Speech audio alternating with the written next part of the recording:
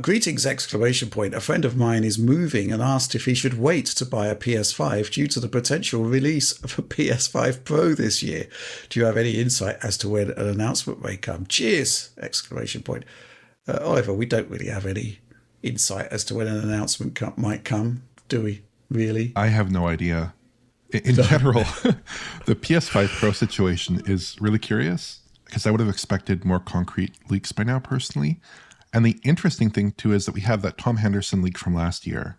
And then subsequent leaks seem to be kind of based on that leak or spinning off from that leak. Yes. Yeah. And some of them Some might say projected. Yes. Projected, that's a good way to put it. And some of them have been implausible, suggesting CU configurations that don't really work in AMD architectures and stuff like this. So there's settlement. But I think if it is a real device and it is arriving this holiday, as is suggested, that I think we should have a firmer spec leak pretty quickly, because as developers get their hands on this hardware, that tends to come out. That's what we saw for the PS4 Pro back in April 2016, I believe. There were leaks that Digital Foundry reported on and many other outlets reported on at that time. There were basically full comprehensive leaks of the spec sheet, right? So I'd expect to hear more about it soon. But I think if your friend hasn't bought a PS5 so far, the PS5 Pro might not be the device for them because it's likely to cost more money. It might be more for those who are really committed to the current generation PlayStation platform, and not as much for those who are just looking to get their feet in. I don't know. It depends. It could be significantly more expensive, right? We just don't know, but I suspect it will be. Well, I've got some insight, well, some thoughts as opposed to insight thoughts. But I just went back to look at my coverage for the PlayStation 4 Pro back in the day. And it looks like I saw Mark Cerny in October 2016, which was literally like a month beforehand. And then that event happened like 6 weeks on from the initial reveal, so that would have been kind of like August/September. So if the device is coming in November, it will need some kind of marketing cycle, and that does seem broadly plausible, you know. Yeah, I mean, in terms of the potential cost of a PS5 Pro, where do we begin? The specifications suggest that the device is going to have faster memory than the current PlayStation 5, but not more memory, to the best of our knowledge, or the best of Tom Henderson's knowledge, rather, which would suggest that it's very 4 Pro-like in nature, which is to say that the SoC will be considerably larger, but at the same time, pretty much everything else in the console will be the same or mildly boosted. So, you know, it probably doesn't cost Sony much more to actually upgrade the speed of the memory modules. And so it is, you know, if it's still 16 gigs, it's still 16 gigs. And then it's just the size of the SoC with a bigger GPU.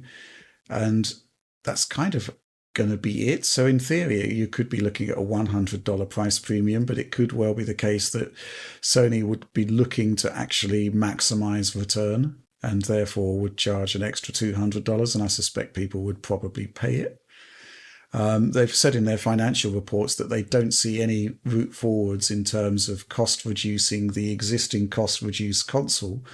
They were talking about the cost reductions being mitigated by a general rise in the cost of parts.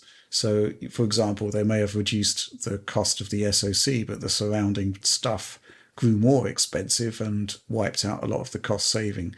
So, yes, that would all indicate that a baseline PlayStation 5 cost rather would be like $400, which is what we saw in the sales. Absolute baseline, which would mean that, you know, Pro could be $500 to $600. Which is quite meaty, but I think there's certainly a subset of the audience that would pay it.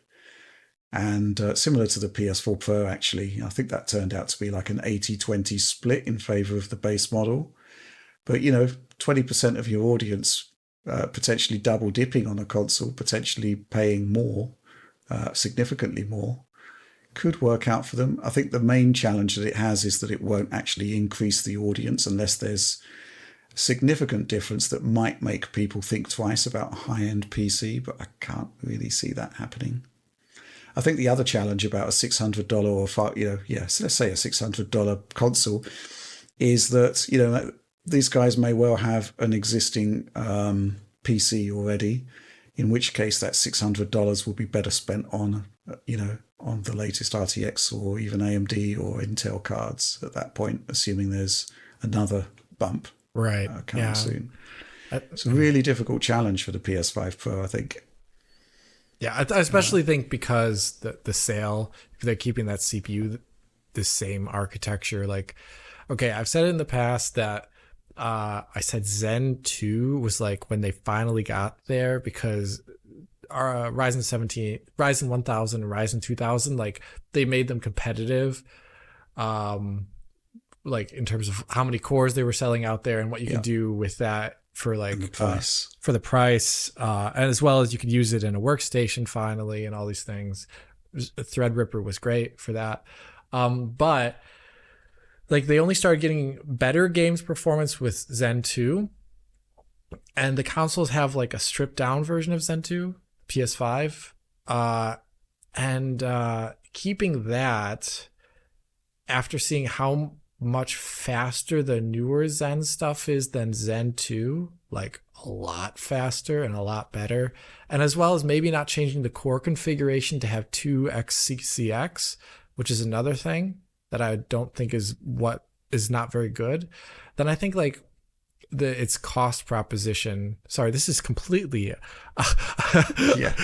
off scale from what the question was. Yeah, pity Afim the Dream. Yeah, not getting his question. Yeah, but I feel like it is holding back. I did not like the PS4 Pro, and I've said it before here, because it feels like weird. Like the GPU is just far too big, and the memory is not upgraded enough in terms of size to like do anything with it other than most of the time just increasing resolution, and maybe adding new graphical effects, ones that don't increase the memory usage too much. I don't know. There was a lot of pushback that you probably haven't heard from developers about the 4 Pro, because it was targeting 4K and they didn't have any extra memory. Yeah, right. And the GPU was basically twice the size of the PS4, which meant they had to go into upscaling territory, and it wasn't great. Obviously Xbox One X proved itself, but it was an entirely different proposition, more memory, much bigger GPU, etc, etc, etc. Yeah. So that's the thing, is I'm just a little worried about, well, I'm not worried because I'm not going to buy it, but I'm just saying, like, I feel like the proposition is far less interesting if it is just the GPU being bigger. Yeah.